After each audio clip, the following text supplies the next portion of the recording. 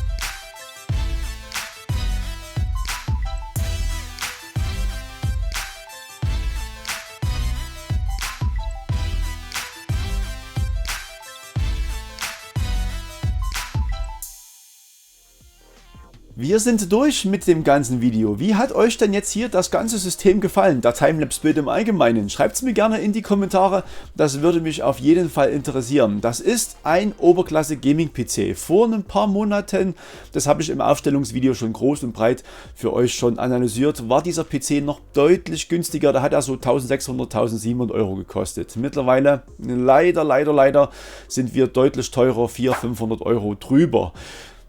Das ist momentan halt so, wenn ihr keinen PC benötigt, dann setzt die ganze Geschichte aus. Ansonsten kauft ihr euch einfach diese Konfiguration, das läuft wunderbar. Wir werden uns nächste Woche das Benchmark-Video zum System anschauen. Ist wirklich sehr spannend. Ihr könnt hier mit diesem Rechner wunderschön flüssig die Games genießen, kann ich euch versprechen. Wenn ihr es nicht verpassen wollt, dann ganz schnell hier drüben Abo-Button drücken, Glocke aktivieren, dann verpasst ihr es nicht. Und wenn euch das heutige Video gefallen hat, dann wäre ein Daumen hoch auch auf jeden Fall eine sehr schöne Sache. Bei einigen wird jetzt eventuell unterhalb des Videos die sogenannte YouTube-Hype-Funktion erscheinen. Wenn ihr da nochmal drauf drückt, unterstützt ihr mich mit diesem Video und dem Kanal, dieses Video noch mehr Menschen anzuzeigen. Würde mich auf jeden Fall freuen und seit Ende letzten Jahres gibt es bei mir auch die Kanalmitgliedschaft. Wenn ihr mich auch hier noch mit unterstützen möchtet, möchte ich euch hiermit auch herzlich einladen. Und damit bleibt mir nichts anderes zu sagen als Dankeschön fürs Zuschauen. Bis nächsten Samstag, wenn ihr hier drüben die Glocke aktiviert habt. Bis dahin, macht's schön gut und ciao.